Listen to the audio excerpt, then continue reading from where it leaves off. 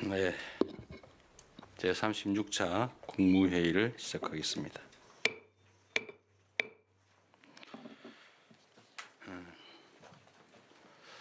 휴가를 잠시 갔다 왔더니 꽤 오랫동안 못 뵀던 것 같습니다. 별로 그렇게 안 반갑죠? 네, 제가 휴가 동안에 이런저런 뉴스도 보고 하다 보니까 참 안타까운 일이 계속 벌어지는 게 참 그랬습니다.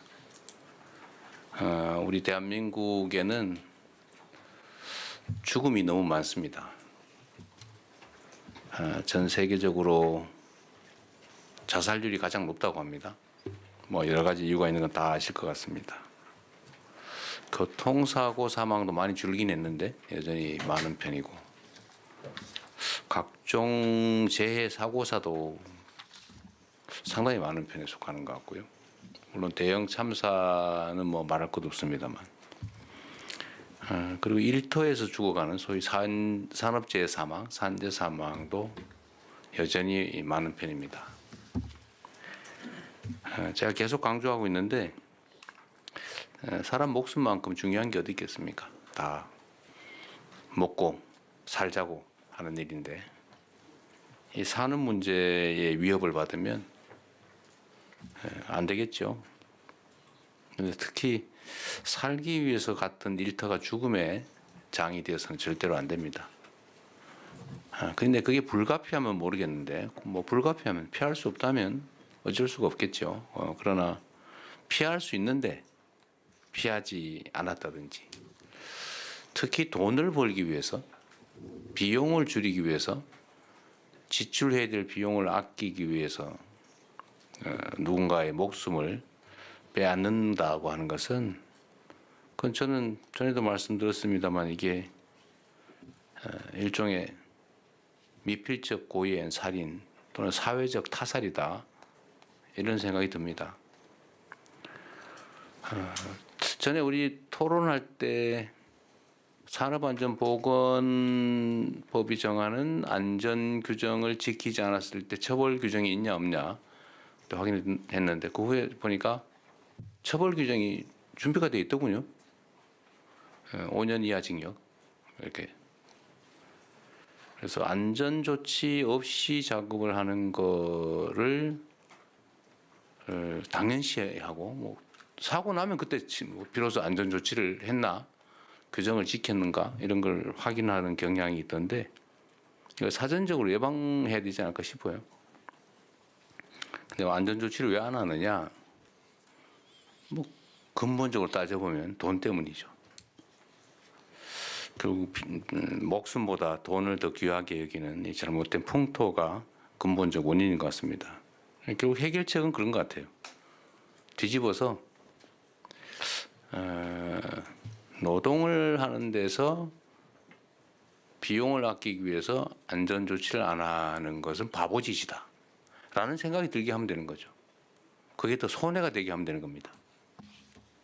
그래서 제가 특공대라고 했는데, 일상적으로 산업 현장들을 점검을 해가지고 필요한 안전조치를 안 하고 작업을 하면 그 자체를 엄정하게 제재해야 되지 않을까 싶어요.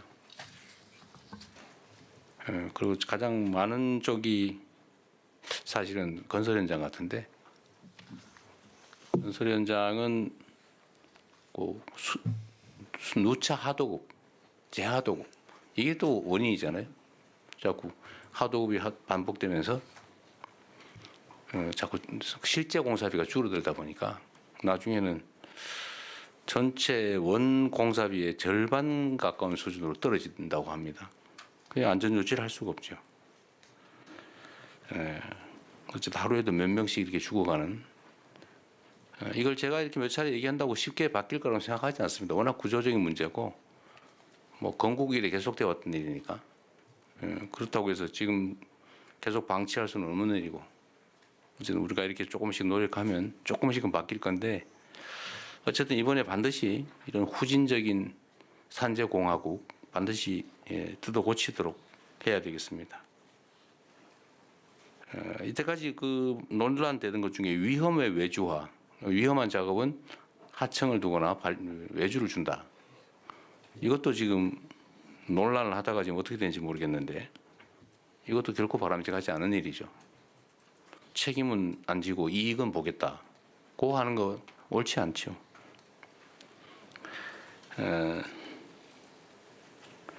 어쨌든 제도가 있는 범위 내에서 할 수 있는 최대치의 조치를 해 주시도록 하고 오늘 이제 회의 주제 중에 얘기 있죠.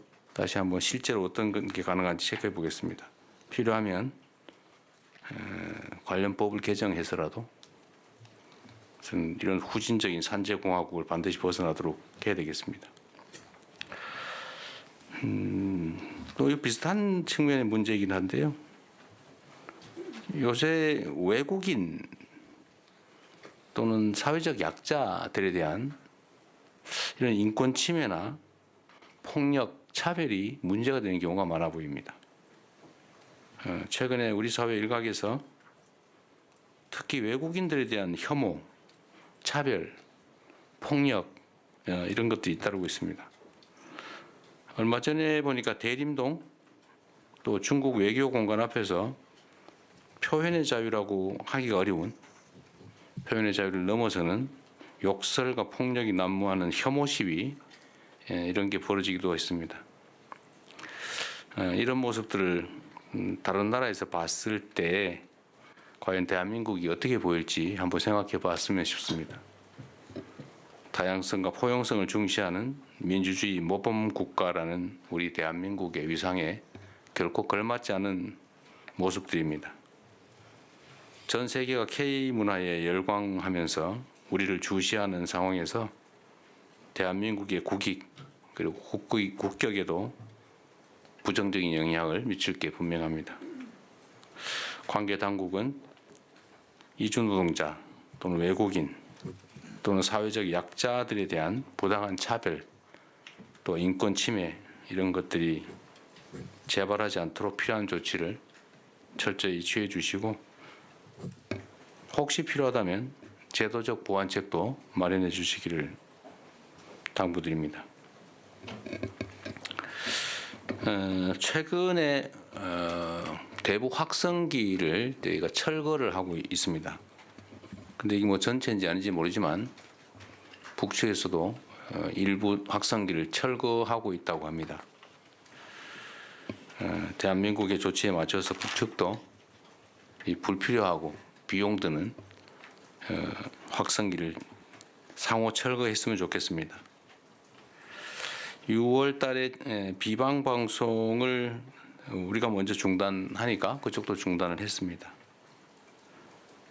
이렇게 상호적인 조치를 통해서 남북 간의 대화와 소통이 조금씩 열려가기를 바라고 저는 대한민국 이 한반도의 그 남북 관계가 서로에게 피해를 끼치는 관계가 아니라 서로에게 도움되는 관계로 전환됐으면 좋겠다는 그런 말씀을 드립니다. 이렇게 분단이 돼서 군사적 대결을 하느라고 엄청난 비용을 지불하는 것도 사실은 서로에게 힘든 일인데 굳이 또 서로에게 고통을 가하고 서로에게 피해를 입히고 이렇게까지 할 필요가 있겠냐라는 생각이 듭니다. 가급적이면 대화도 소통도 다시 시작해서 서로에게 도움이 되는 그런 관계로 또 평화와 안정이 뒷받침되는 한반도를 통해서 각자의 경제적 환경도 개선했으면 좋겠다는 말씀을 드립니다. 이상입니다. 네, 이후 회의는 국무총리께서 진행해 주시겠습니다.